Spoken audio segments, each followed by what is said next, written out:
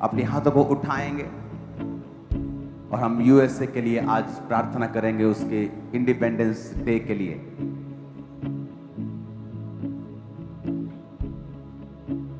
आज यहां अगला दिन है, लेकिन वो अभी उसी दिन में है, इंडिपेंडेंस डे में। खुदा बाप, उस देश को तू आशीषित कर,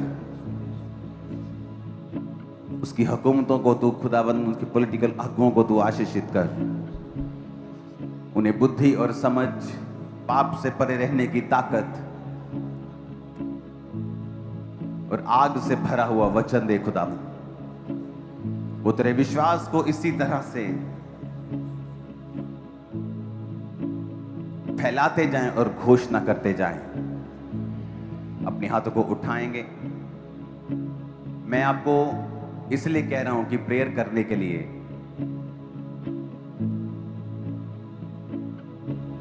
जो मोस्ट पावरफुल आदमी होता है वो होता है प्रेसिडेंट,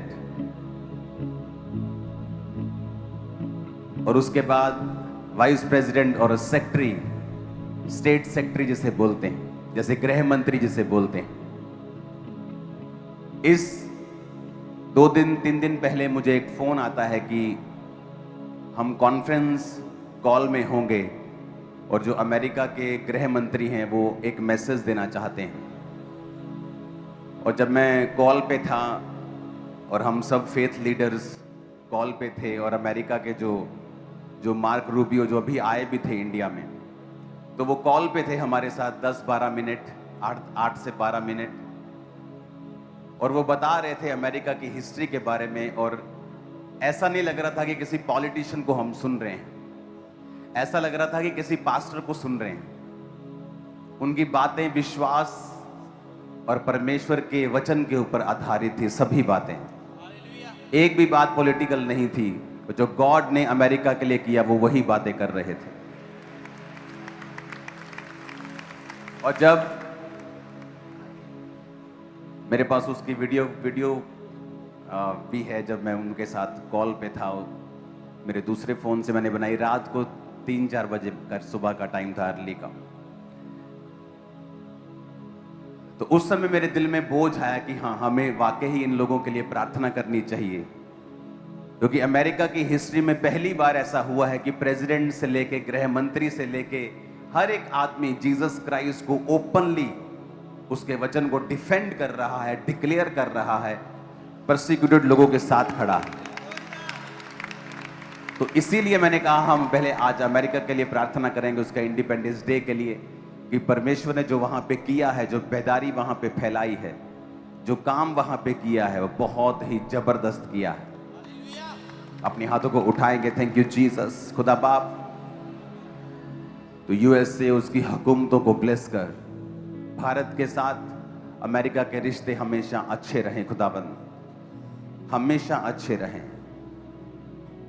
ये दोनों देश दोस्ती में रहकर तरक्की का कारण हो एक दूसरे की। अपने हाथों को उठाएंगे। Thank you Jesus.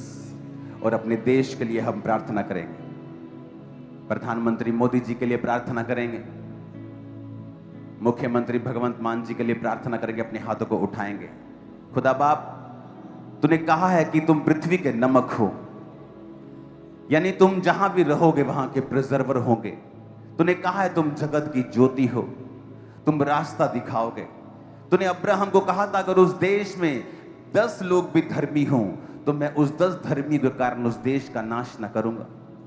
मेरे पिता यहां तो 10 से ज्यादा धर्मी हैं। तो उन धर्मियों के कारण जो तेरे वचन के ऊपर चलते हैं, इस देश के ऊपर बरकत दे खुदाबंद, क्योंकि वो भी इस देश में रहते हैं। हमारे देश को तू आशीषित कर खुदा बाप, और ब्लेस कर इकोनॉमी को। ऐसी योजनाएं दे सरकारों को खुदाबंद की देश की इकोनॉमी आशीषित रहे। हम जानते हैं कठिन समय और आएंगे, अंधेरे समय और आएंगे, लेकिन हम प्रार्थना करते हैं खुदा बाप हमारे समयों में शांति बनी रहे। अपने हाथों को उठाओ और खुदाबंद देश के पॉलिटिकल अगुओं को अपनी बुद्धि, अपने ज्ञान से भर। कोई अंधकार की शक्ति, टेररिज्म की ताकत इस देश के ऊपर, देश की आर्मी के ऊपर कार्य न कर सके। कोई मौत का आत्मा कार्य न कर सके। हर एक जवान सेफ रहे खुदाबंद। एडमिनिस्ट्रेशन बोझ के साथ कार्य को करे, बिना करप्शन, बिना रिश्वत। खुदावन तेरा आत्मा जुम्बिश करे और कार्य करे। प्रभु यीशु मसीह के सामर्थी नाम में हम मांगते हैं। अपने हाथों को उठाओ। देश के सब स्टूडेंट्स के लिए हम प्रार्थना करेंगे। खुदा बाप तेरा आत्मा हमारे देश के सब स्टूडेंट्स को छुए, वो किसी भी धर्म, किसी भी जाति के क्यों ना हो। बाइबल कहती है धरती के सभी मनुष्यों को श्वास तू देता है। खुदा बाप तू ही उनको अपनी मुट्ठी खोल कर रचाता है।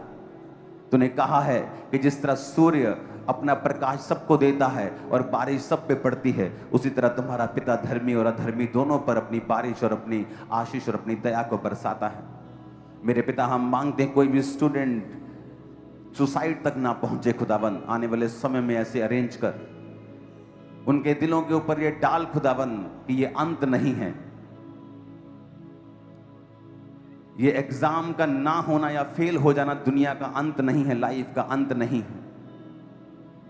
उनको स्ट्रेस से फ्री कर खुदावन, एजुकेशन सिस्टम को स्ट्रेस फ्री बना मेरे पिता परमेश्वर। तेरा आत्मा उनको छुए मेरे पिता। अपने हाथों को उठाएंगे, किसानों के लिए प्रार्थना करेंगे मेरे पिता, उनको आशीषित कर। जो तेरा दिया हुआ काम करते हैं खुदावन और लोगों के पेट को भरते हैं खुदावन, सरकारें उन पर फेवर करें खुदावन, तेरी आशीष उन पे आए। स्पिरिट सुसाइडल उनकी लाइफ में काम ना कर सके। इन जीसस नेम आमीन। ऊंचा ये आशीष हमारी, आमीन। ऊंचा ये आशीष हमारी है चर्च। अपने घुटनों के भार बैठकर वचन को उठाओ और कहो, आज जो कुछ मैं सुनूंगा, मैं वायदा करता हूं परमेश्वर की हुजूरी में, मैं इसे इग्नोर नहीं करूंगा। मैं जो कुछ सुनूंगा मैं इसका प्रचार करूंगा। पहले मैं इसे खुद मानूंगा, पहले खुद इस पे मैं चलूंगा और फिर इसका मैं प्रचार करूंगा। प्रभु यीशु मसीह आज तेरा वचन, अपने वचन को भेज के मुझे चंगा कर। तेरा वचन मुझे रोशनी दे, बरकत दे, ताकत दे। इन जीसस नेम आमीन। ऊंचा ये आशीष हमारी है चर्च। प्रभु भोज को अपने माथे से लगा लें और खुदा बाप से कहें, और जो लोग प्रभु भोज ले रहे हैं वो खड़े हो जाएंगे, बाकी बैठे रहेंगे। और अगर आपको प्रभु भोज नहीं मिला, आप एक हाथ को हिला सकते हैं। माथे से लगाएंगे प्रभु भोज को और कहेंगे, परमेश्वर ये तेरी देह जो मेरे लिए दी गई, तोड़ी गई, तेरी सुंदरता आदमियों के जैसी नहीं रह गई थी उन कोड़ों के बाद, उन यातनाओं के बाद, ताकि मैं सुंदर हो सकूं, ताकि आत्मा में तू हमें सुंदर कर सके और फिर से ग्रहण कर सके। तूने रोटी लेकर अपने चेलों को कहा था कि ये मेरा शरीर है जो तुम्हारे लिए दिया जाता है। मेरे पिता ये रोटी थी, अब नहीं है, अब ये तेरा शरीर है। मैं हर एक गलती गुनाह को मानता और दोबारा ना दोहराने का वायदा करता हुआ इसे लेता हूं। और मैं वायदा करता हूं मैं अपनी आशीष को कभी भी दूसरे विश्वासी को शर्मिंदा करने के लिए इस्तेमाल ना करूंगा। मैं कोई ऐसा वचन ना तोड़ूंगा जिससे मैं तेरी देह का अपराधी बन जाऊं। पिता मैं तेरी देह को डरता और कांपता हुआ लेता हूं। सब उसे लो।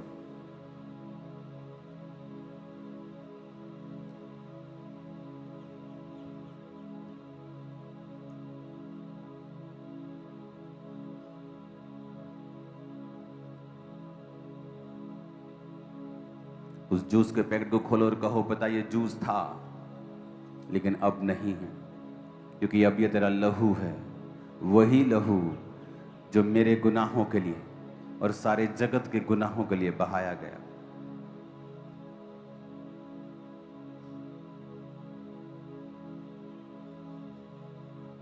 मैं तेरे इस लहू को अपने गुनाहों का अंगीकार करता हुआ, दोबारा ना दोहराने का वायदा करता हुआ लेता हूं। अगर आप लोग अपने पाप को मानकर छोड़ देंगे तो ही प्रभु भोज लें, क्योंकि वचन कहता है अगर आप पाप करते हुए प्रभु भोज लेते रहेंगे, आप रोगी हो जाएंगे, निर्बल हो जाएंगे और मर जाएंगे।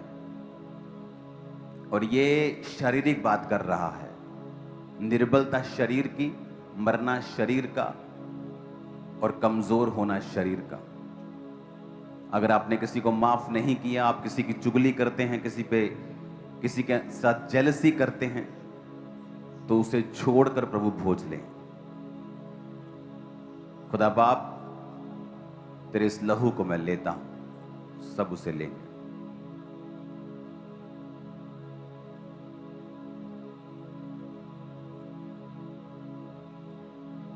प्रभु भोज की बोतल को आप फेंकेंगे नहीं, वापिस करेंगे, क्योंकि ये दोबारा इस्तेमाल नहीं होती प्रभु भोज में। अगर आपको लेके जानी है तो आप इसे संभाल के रखेंगे।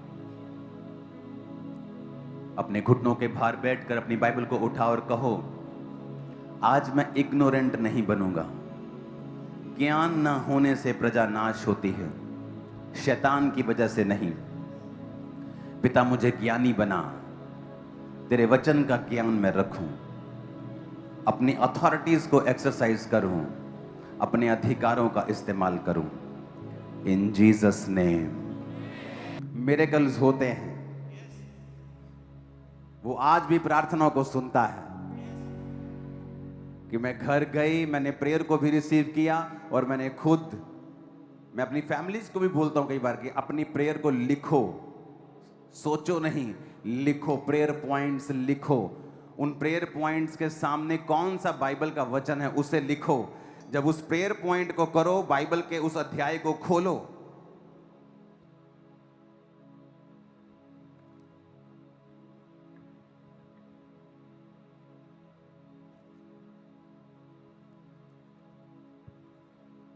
ये मेरा प्रेयर पॉइंट्स है, इसे जूम मत करना।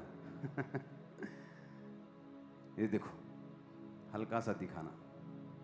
ये मेरी बाइबल के पीछे प्रेयर पॉइंट्स लिखे हैं। ओके, ये लोग जूम कर करके आप देखेंगे। ये मेरी बाइबल के पीछे के प्रेयर पॉइंट्स हैं। और जब मैं प्रार्थना के लिए बैठता हूं, इन्हें एक प्रेयर पॉइंट को करता हूं, उसके अनुसार कौन सा वचन मुझे सपोर्ट करता है, फिर उसको खोलता हूं, फिर वो प्रेयर पॉइंट उस वचन के साथ करता हूं, फिर नेक्स्ट प्रेयर पॉइंट, फिर अगला प्रेयर पॉइंट। यीशु मसीह ने कहा, अन्य जातियों की तरह प्रार्थना में बक मत करो। कई बार हम बक करते हैं और हमारी प्रार्थना को सपोर्ट करने वाला वचन हमारे मुंह में नहीं होता। जज को जितना मर्जी पता हो कि ये आदमी बेकसूर है, लेकिन अगर उसका वकील अच्छे से केस हैंडल नहीं कर पाता है, वो व्यक्ति सही होते हुए भी गुनाहगार साबित हो सकता है, या उसका केस लंबा खिंच सकता है। बाइबल कहती है, अपना प्रमाण मुझे दो। आप प्रमाण देते हैं अपना, बाइबल के परमेश्वर, तेरे वचन में यह लिखा है कि गर्भ का फल यहोवा की ओर से प्रतिफल है। तेरे वचन में लिखा है कि धर्मी की संतान आशीष पाएगी। तेरे वचन में लिखा है कि तेरा वंश पृथ्वी के ऊपर प्राकर्मी होगा। प्रभु, अगर मेरा वंश है ही नहीं तो प्राकर्मी कैसे होगा? मुझे वंश दे। एक औरत जिसके पास बेबी नहीं, वो इस तरह से प्रार्थना कर सकती है। लेकिन अगर हमें वचन के बारे में नॉलेज ही नहीं है, वचन के बारे में पता ही नहीं, वचन पढ़ते ही नहीं, बाइबल पे धूल जमी हुई है, तो शैतान हमें इग्नोरेंट रखता है कि हम परमेश्वर के वचन के अधिकारों का प्रयोग ना कर सकें।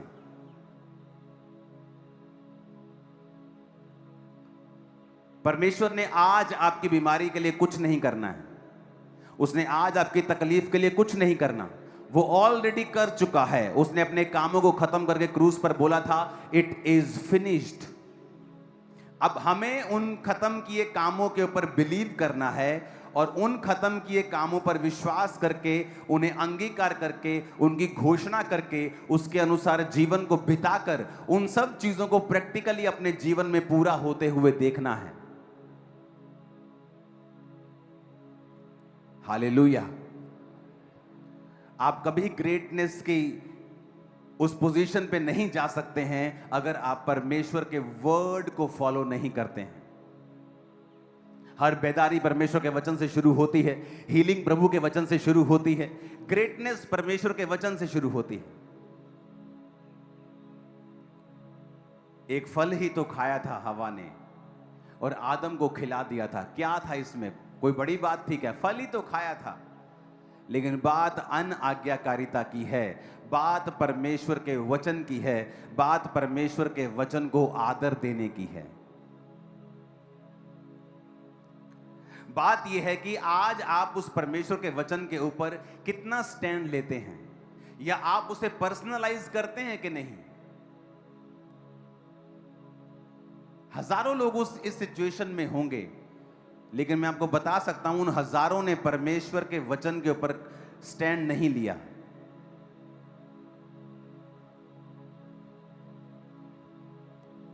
आज जो भी बदलाव होते हैं अमेरिका के, आज जब आप बेदारी देखते हैं, वहां पे ईसाई लोगों को देखते हैं, क्रिश्चियन लोगों को देखते हैं सड़कों के ऊपर प्रार्थना करते हुए, बिलियनियर मिलियनियर सड़कों के ऊपर खड़े होकर प्रार्थना करते हैं, वहां विश्वासी जीवन जीते हैं।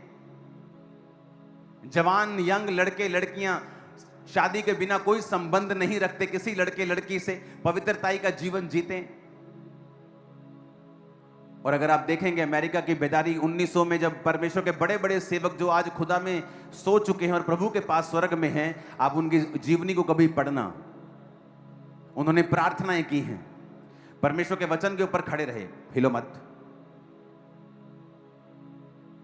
कि परमेश्वर तेरे वचन में लिखा है कि तूने हमें बीमारियों पर अधिकार दिया है। एक सेवक अड़ गया परमेश्वर के सामने, कनाडा का सेवक था, अमेरिका में उसकी सेवक आई थी, अड़ गया परमेश्वर के सामने, कहता प्रभु तेरे वचन में लिखा है तू चंगा करता है, मुझे ये चंगाई की सामर्थ्य चाहिए, कुछ भी कर मुझे चाहिए, या मुझे ले जा, मुझे दुनिया से ले जा, लेकिन मुझे ये सामर्थ्य चाहिए लोगों को हील करने की। और जब वो एक जगह पे जा रहा था प्रार्थना करते हुए, तो सामने से कोई टॉर्च लेके आ रहा था ऐसे चलता हुआ। उसे लगा कि शायद कोई चौकीदार है या कोई और आदमी है, तो वो जब टॉर्च लेके उसके पास आया, वो स्वर्गदूत था और उसके हाथ में बाइबल थी जो चमक रही थी। सुनो, ये रियल स्टोरी है। और उसने उस परमेश्वर के संत को कहा, परमेश्वर के दास को कहा कि आज लोगों के अंदर समर्पित जीवन नहीं है, आज लोगों ने अपना समर्पण परमेश्वर के सामने नहीं किया है, इसीलिए वो प्रेरितों के काम वाली सामर्थ्य भी उन पास्टरों की लाइफ पे नहीं है।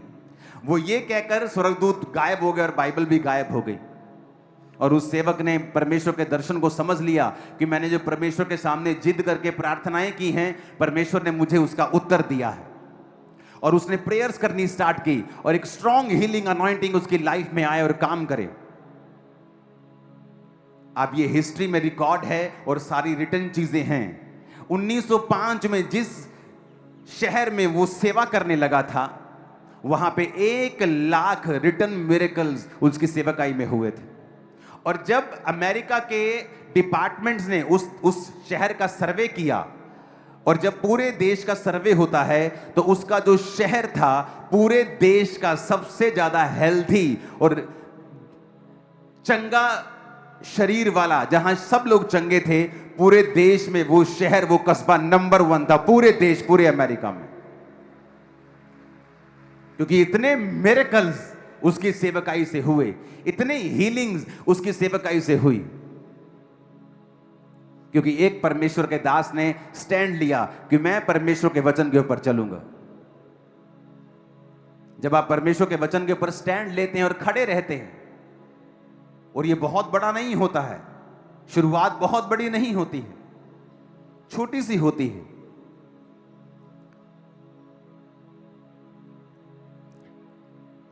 हालेलुया।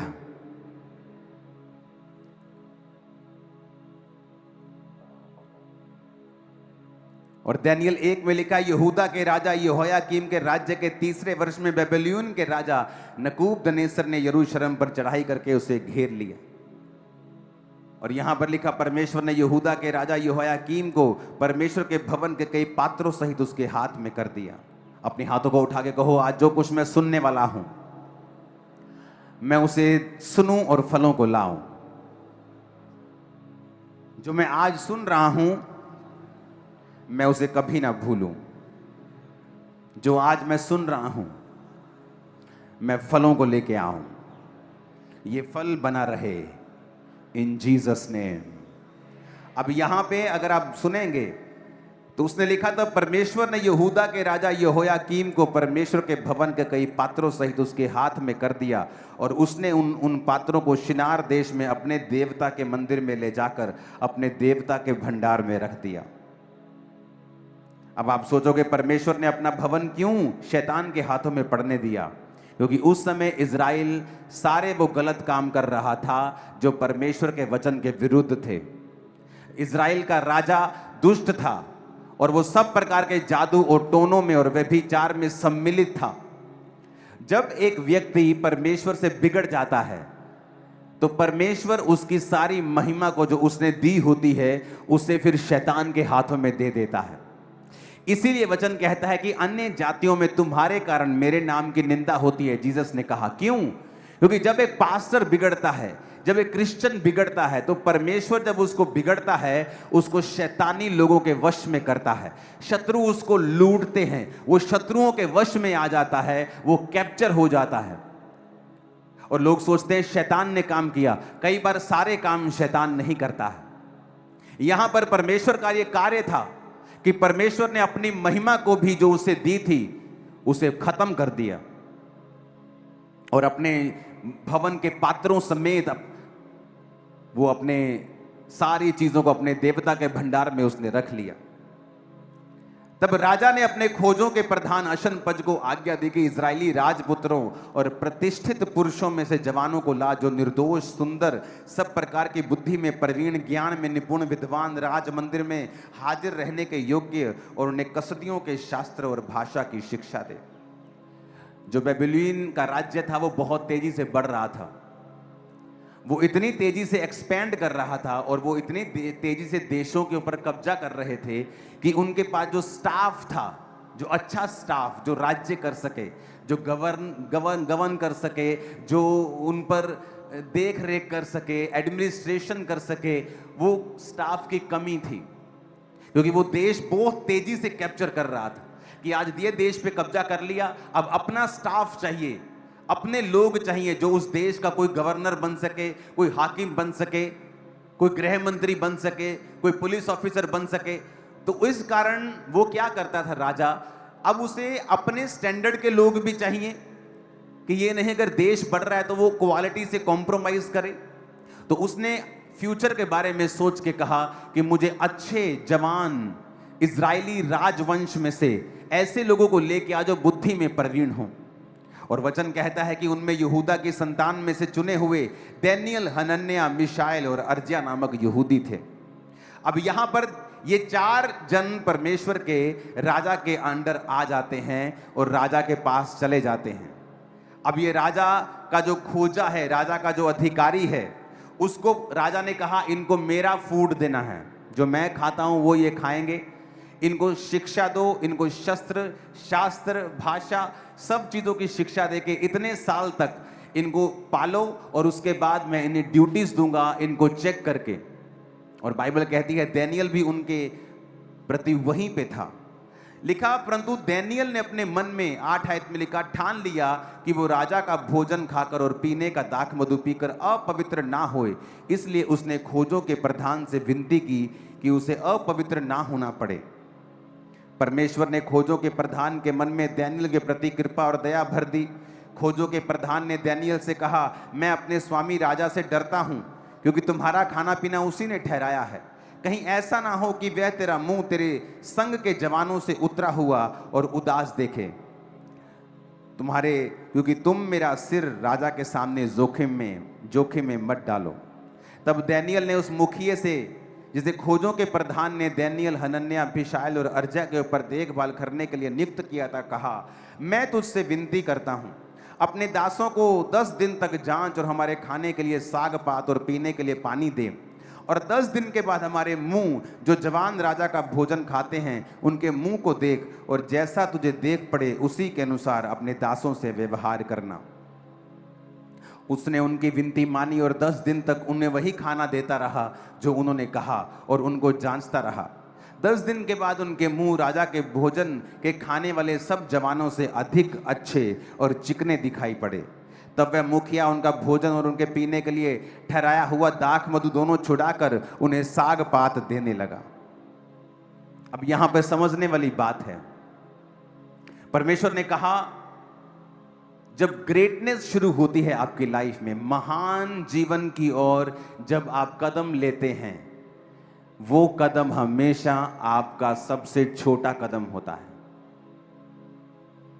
अगर आज आपको यहां से अमेरिका जाना है और आप यहीं से सोच लें मुझे यूएसए की फ्लाइट पकड़नी है, वो छोटा सा कदम जो पहला आप उठाते हैं आपकी डेस्टिनी की तरफ आपको लेके जा रहा है।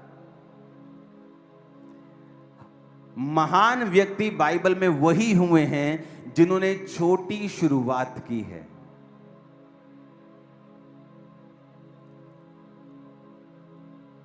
थोड़े दिनों के बाद जब राजा टेस्ट लेता है तो डैनियल और उसके 3 साथी बाकी लोगों से बुद्धिमान दिखाई देते हैं और वो उनके आकर समक्ष में सेवा करने लगते हैं। वो बड़े हो जाते हैं और राजा को एक दिन सपना आता है और राजा सब पंडितों को बुला के बोलता है मुझे सपना आया है, बताओ मेरे सपने में मैंने क्या देखा और उसका अर्थ क्या है। सब जादू टोना करने वाले पंडित शास्त्री सब बोले राजा ऐसा कौन पूछता है, हमें सपना तो बता, हम बता देंगे तेरे सपने का अर्थ क्या है। उसने कहा नहीं, सपना भी तुम बताओ और अर्थ भी तुम बताओ, नहीं बताओगे तो तुम मारे जाओगे। वो नहीं बता सके तो राजा ने झुंझलाहट में आज्ञा दे दी कि सब पंडितों का, सब पास्टर्स का, सब लोगों का नाश कर दो, एक ही दिन में मार दो सबको।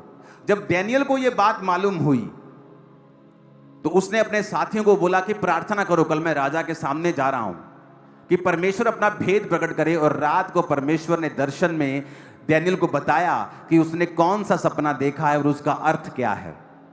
अब मेरी बात ध्यान से समझना, जब वो डैनियल राजा के पास मैसेज भेजता है और राजा उसका सपने का अर्थ समझने के लिए बुलाता है उसको अंदर, और डैनियल उसको एग्जैक्ट वही बताता है कि तूने एक मूर्ति देखी है जिसका सिर सोने का, जिसकी भुजाएं चांदी की, फिर पीतल, फिर लोहा, पैरों की उंगलियां लोहे और मिट्टी की बनी हुई, और इस तरह से वो बड़ा पत्थर आके उसको मारता है और वो चूर चूर हो जाता है और फिर बड़ा पहाड़ बन के पृथ्वी पे फैल जाता है। और राजा शॉक्ड हो गया और उसने कहा कि डैनियल को सबसे ऊंचा पद दिया जाए।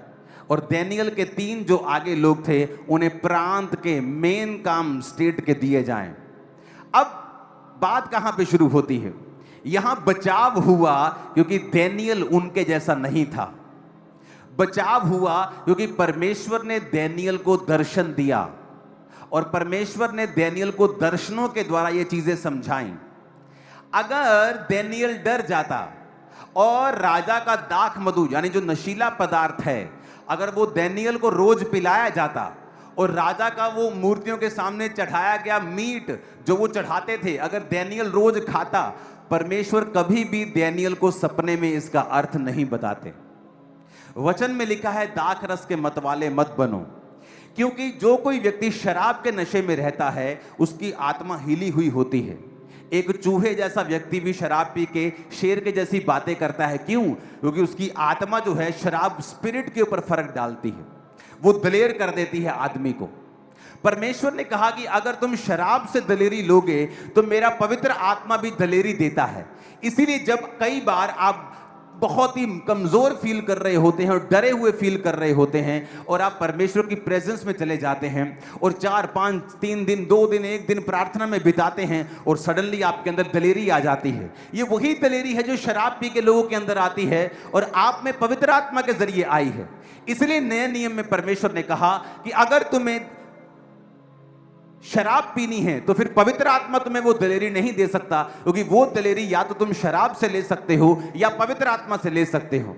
तो इसीलिए परमेश्वर ने कहा था कि तुम शराब ना पियो, शराब उनको दो जो मरने पे हैं, जो उदास हैं।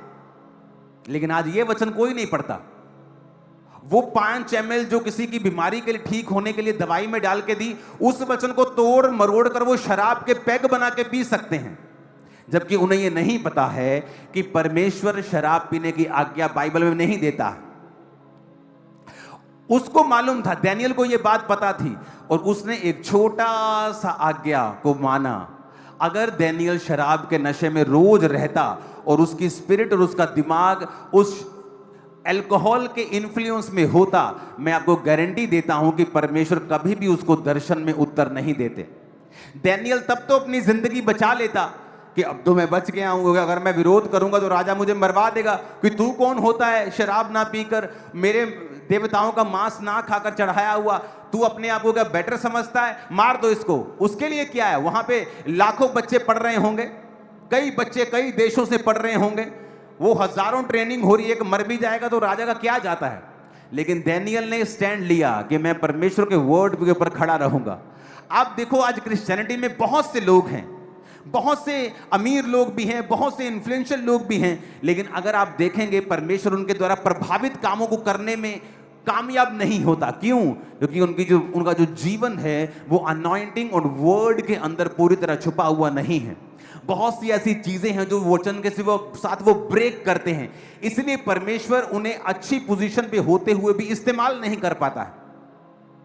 दानियल ने सोच लिया था कि मैं ये खाना नहीं खाऊंगा। अब दानियल ने अपने जान की परवाह नहीं की, और अपनी जान की परवाह ना किए बगैर उसने कहा कि भाई साहब तू मुझे साग पात दे दे, तू मुझे साग दे दे, तू मुझे सरसों का साग दे दे, मुझे तो तू गोभी आलू दे दे, और 10 दिन के बाद तो मेरा चेहरा देखना। अगर मेरा चेहरा उतरा हुआ हो, थोड़ा कम लाल हो, थोड़ा कम शाइन करे, तो तू वही खाना मुझे देना शुरू करना। और जब 10 दिन के बाद देखा गया तो जो मीट मांस खा रहे थे और बड़ा अच्छा खा रहे थे, उनका चेहरा गिरा हुआ था दानियल के मुकाबले। ये पहला साइन था जो परमेश्वर ने दिया कि दानियल, अगर तू मेरे छोटे से छोटे वचन को मान सकता है तो मैं तेरी जिंदगी में तभी काम कर सकता हूं, उसी तक वक्त काम कर सकता हूं। और तभी से परमेश्वर ने उसके जीवन में चिन्ह दिखाने शुरू किए। आप बड़े काम नहीं कर सकते हैं, आप बड़ी बड़ी चर्चेस नहीं चला सकते हैं, अगर छोटे लेवल के ऊपर परमेश्वर के वचन को आपने नहीं समझा, और साथ साथ परमेश्वर आपको चिन्ह देकर आपकी सेवकाई और आपकी लाइफ को दृढ़ करता है, आपके विश्वास को वो दृढ़ करता है, आपको साइंस देता है। और वो साइन वो नहीं होते जो आप प्रभु से मांगते हो कि पहला मैनू साइन दे, जो तो मैनू बुलाया थे आवाज दे। नो, ये फुलिश चीजें हैं। परमेश्वर वो साइन देता है क्योंकि तुमने वचन को माना है, तुमने पहल की है, तुमने परमेश्वर को विश्वास के द्वारा अप्रोच किया है, और वो साइंस तुम्हें फॉलो करते हैं। लिखा था science and wonders will follow you. अगर तुम परमेश्वर पे विश्वास करते हो तो चिन्ह चमत्कार तुम्हें फॉलो करेंगे। और बाइबल कहती है दानियल ने कहा मैं अपनी मौत ले सकता हूं पर मैं ये खाना नहीं खा सकता हूं। एंड में देखो क्या हुआ। अगर दानियल शराब पीता तो जब राजा ने आज्ञा दी कि सब मार दिए जाएं, उनमें दानियल भी होता। इतिहास गवाह है, बहुत से ऐसे क्रिश्चियन ऐसी आज्ञाओं के नीचे मारे भी गए हैं, आप पढ़ के देख लो। लेकिन दानियल उस समय नहीं मरा क्योंकि उसने ठान लिया था कि मैं परमेश्वर के वचन को नहीं ब्रेक करूंगा। आप किसी के यहां काम करते हैं, वो छोटी सी 100 रुपए की चोरी आपके ग्रेटेस्ट फ्यूचर को खत्म कर रही है। वो 5 मिनट का व्यभिचार वो आने वाली ग्रेटेस्ट ग्लोरी को आपकी लाइफ से खत्म कर रहा है। वो 5 मिनट की चुगली, वो किसी के साथ जेलसी, वो किसी को डाउन करने के लिए योजनाएं बनाना, परमेश्वर के घर को पॉलिटिकल घर बना देना, वो तुम्हारी ग्लोरी को डिम कर रहा है, डाउन कर रहा है, और तुम ये बात को समझ नहीं पा रहे हो। वो तुम्हारी ग्लोरी अगर डाउन हुई तो जो फ्यूचर में परमेश्वर ने तुम्हारे लिए रखा हुआ है वो तुम तक कभी नहीं पहुंचता, क्योंकि तुमने अपने हिस्से को पहले लेने की कोशिश की है। या तो तुम उस एक्साइटमेंट को पहले ले लो 5 मिनट की, और उसके बाद जो फुल लाइफ में एक्साइटमेंट होने वाली है वो तुम छोड़ दो। तो या तो फिर परमेश्वर के वचन पे खड़े रहो। परमेश्वर के द्वारा दिया गया सताव आपकी ब्लेसिंग का कारण है। थर्सडे का वचन सुनो, पतमुस टापू के ऊपर जो प्रकाशित वाक्य लिखा गया, जैसे पढ़ने से सुनने से लोग ब्लेस हो जाते हैं। और जब रोमी लोगों ने देखा कि यूहन्ना का इन्फ्लुएंस बढ़ रहा है तो तेल के कड़ाहे में उसे मारने की कोशिश की।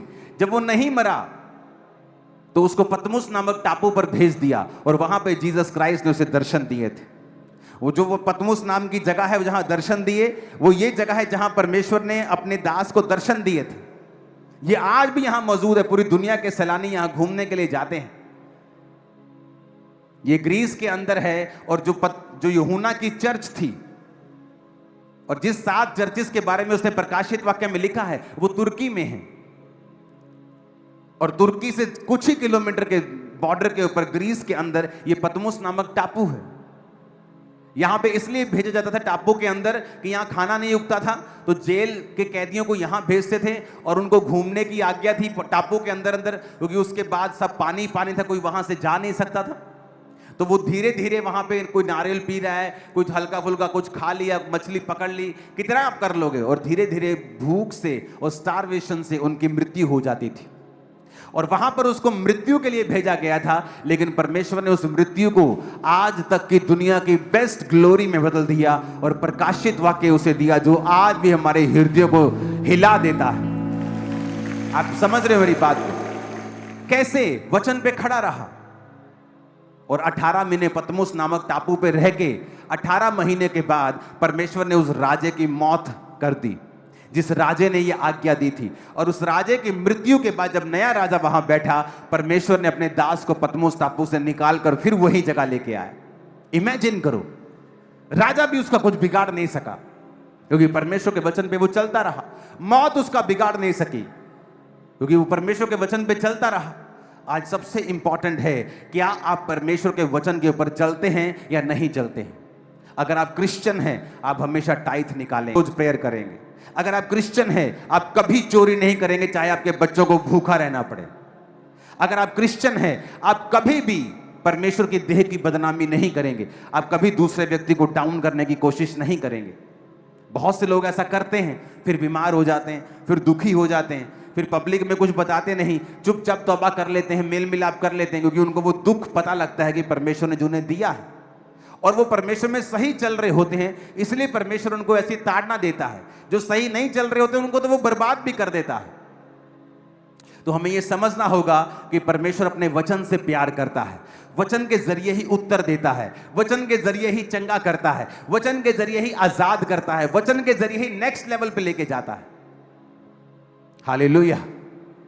आज कितने ऐसे मूर्ख अभी भी होंगे जो मीटिंग के बाद, इस मीटिंग के बाद तुरंत व्यभिचार में चले जाएंगे और शैतान ने उनकी आंखों को अंधा किया हुआ है। वो नहीं जानते वो क्या खो रहे हैं। जब आप शरीर के पीछे लगते हैं और उस समय शरीर आपको दबाता है, वो तलब आपको दबाती है, वो पाप का अटैक आपको मजबूर करता है, लेकिन उसके बाद एक पार्सल आएगा शर्मिंदगी का, बीमारी का, कमजोरी का, अटैक का, उसे आपको लेना पड़ेगा। एक तरफ से परमेश्वर आपकी जिंदगी के द्वारा काम भी कर रहा होगा, लेकिन वो दुख भी आपको झेलना पड़ेगा, क्योंकि वो आपने अपनी लाइफ में खुद लिया है उस पाप को करके, उस वचन को तोड़ के। क्योंकि वचन कहता है कि जो बाड़ा तोड़ेगा सांप उसको डसेगा। इसलिए परमेश्वर ने जब सूरों वाले व्यक्ति, जो सूअर मर गए थे, जिस व्यक्ति की दुष्ट आत्मा उस सूरों में बैठ गई थी, उसने कहा था हमें सूरों में भेज दे, दुष्ट आत्मा ने कहा था। तो जीसस ने कहा था जा, क्योंकि सूअर चराना पाप था और जहां पाप हो रहा था तो वहां शैतान ने कहा हमें इसमें जाने की आज्ञा दे। जब आप अपने जीवन में परमेश्वर के वचन को तोड़ते हैं, और देखो जिस कारण आप तोड़ते हो वो फ्यूचर में एक बड़ा अजगर बन जाएगा। डैनियल का सबसे बड़ा कारण कि नहीं मैं शराब पीने से मना नहीं कर सकता, राजा का खाने खाने से, क्या था? उसकी जान। और वही जान जाती कुछ साल बाद।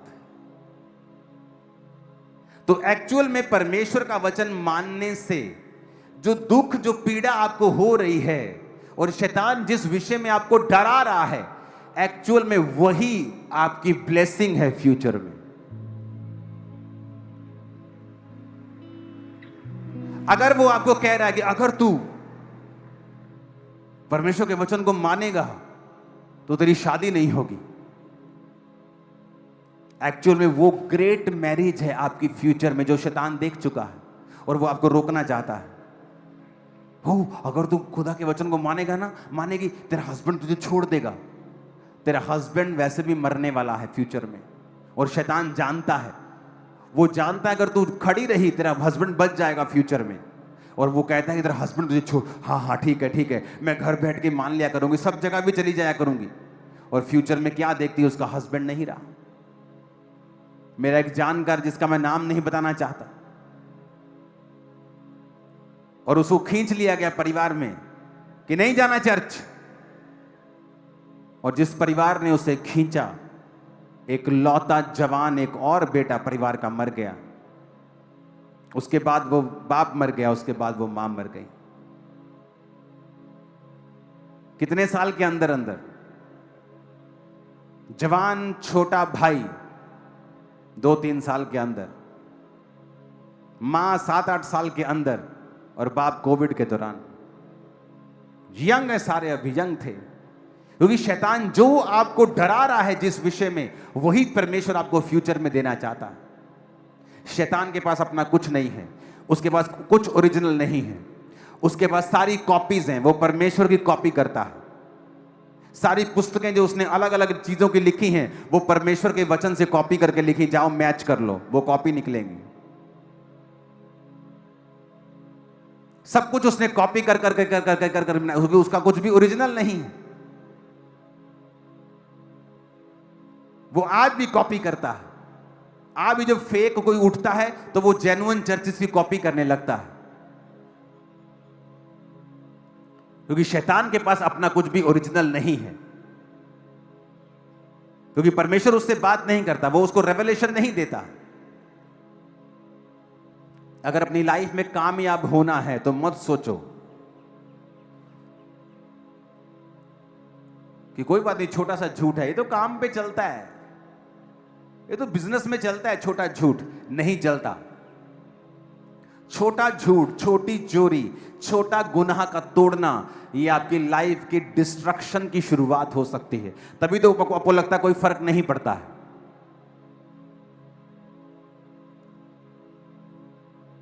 अपने पड़ोसी को बोलो, वर्ड नहीं तोड़ना है, कुछ भी हो जाए वचन नहीं तोड़ना है, और छोटे से छोटे वचन की आज्ञा को मानना है। आमीन, आमीन। बाइबल पढ़ के देख लो, कौन थे ग्रेट आदमी जिन्होंने दुनिया को बदला है? वो जिन्होंने छोटे होते से ही, मेरे बच्चों को मैं छोटे होते से ट्रेन किया है कि छोटी बात पर भी झूठ नहीं बोलना है, गलती होने पर भी झूठ नहीं बोलना है, चाहे मार पड़े तुम्हें।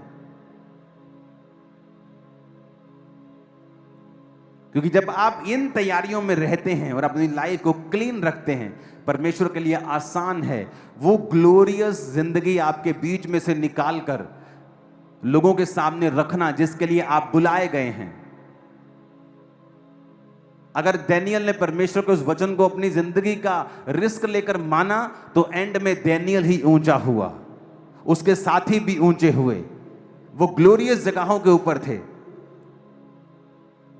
उस राज्य में राजा के बाद दूसरा तीसरा स्थान हमेशा उनका रहता था, क्योंकि परमेश्वर ने उनको ऊंचा किया, क्योंकि वो परमेश्वर के वर्ड को फॉलो करते थे।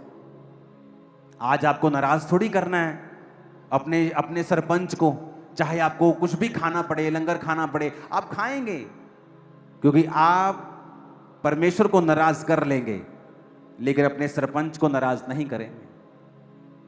आप वो लोग हैं जो लोगों से आदर चाहते हैं लेकिन परमेश्वर से आदर नहीं चाहते हैं, और परमेश्वर भी रहने देता है आपको उसी लेवल के ऊपर और आपको बढ़ाता नहीं।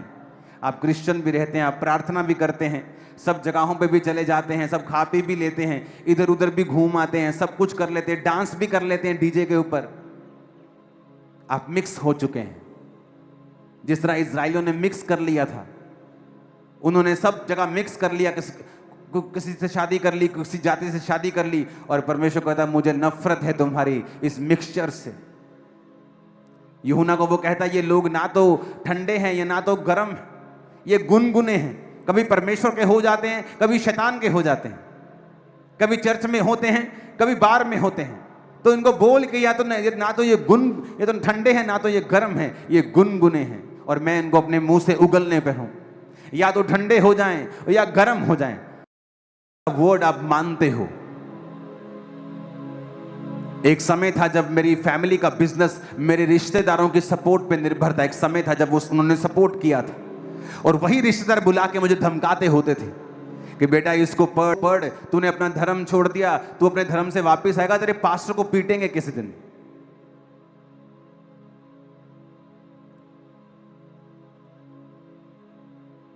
आज वो परमेश्वर के वचन को जानते हैं, चर्च में बैठते हैं, वचन सुनते हैं कि इस परमेश्वर के बारे में जो ये बताता था जब ये बच्चा था 19 साल का, हमने सुना था, हमने पूरा होते हुए देखा है। क्या हुआ उस समय? 4 रिश्तेदार चले गए, और वो एकदम से नहीं मेरी जिंदगी में कुछ हुआ कि अगर 10 रिश्तेदार चले गए, कुछ दोस्तों को मैंने छोड़ दिया, कोई दोस्त निकल गए, कुछ संगति की वजह से चले गए, लेकिन वो अकेले समय मैंने बिताया। आज मेरे लाखों रिश्तेदार हैं। आप मेरे रिश्तेदार हो, कलीसिया मेरे रिश्तेदार नहीं है क्या? मेरी शादियों में आप लोग थे, मेरी शादी में कौन था? आप लोग। मेरी फैमिली की शादियों में, मेरे बच्चों की शादी में कौन होंगे? आप लोग। अगर मैंने एक त्यागा, वो लाखों देता है। हालेलुया। कितने समझ रहे हैं इस बात को? आज कुछ भी हो जाए, वचन पे चलना स्टार्ट करो। मत गवाओ उस ग्लोरी को जो परमेश्वर आपको देना चाहता है, अदरवाइज वो स्ट्रगल कभी खत्म नहीं होगा। जो आप करना चाहते हैं, परमेश्वर खुद टांग लगाकर उसे अड़ंगा लगाएगा। शैतान नहीं, परमेश्वर वो खुद तुम्हारे टांग को पकड़ेगा कि तुम आगे ना बढ़ पाओ जब तक तुम एक समर्पित जीवन नहीं जीते हो। अगर तुम इस वचन को सुन रहे हो तो इसका मतलब परमेश्वर ने तुम्हें आज असाइन किया है कि तुम इस वर्ड को सुन सको, चाहे तुम उस आइसलैंड से या ग्रीनलैंड से क्यों नहीं देख रहे हो। तुम जहां से भी देख रहे हो, परमेश्वर ने यह समय ठहराया है कि वो अपना वचन तुम तक दे रहा है कि मेरे वर्ड के साथ फेथफुल रहो, ताकि तुम्हारी ही ग्लोरी वो तुम्हारे अंदर से पैदा कर सके, तुम्हें वैसा बना सके जो एक्चुअल में परमेश्वर ने तुम्हारे लिए रखा हुआ। जो गलतियां 2006 में मैं करता था, परमेश्वर एक्सपेक्ट करता है कि 2007 में मैं ना करूं। जो 8 में होती थी, 9 में ना करूं। हो सकता है आपको परमेश्वर ने ब्लेस किया हो पिछले सालों में, लेकिन अब वो चाहता है कि आप उस बचपन, मसीही बचपन की वो स्पिरिचुअल बचपन को छोड़ के अब आप जवानी में प्रवेश करें और बुढ़ापे में प्रवेश करें, क्योंकि वो आपके फ्यूचर को जानता है। आपके परिवार पे आने वाली मुसीबतें, आपके फाइनेंस पे आने वाली मुसीबतों को वो जानता है और वो आपको अलर्ट करता है। मेरा विश्वास है आप वर्ड को फॉलो करेंगे। मेरा विश्वास है वचन को रोज पढ़ेंगे। मेरा विश्वास है वचन को रोज पढ़ेंगे और छोटे से छोटे वचन को भी आप अपनी जिंदगी में फॉलो करेंगे। Hallelujah, hallelujah.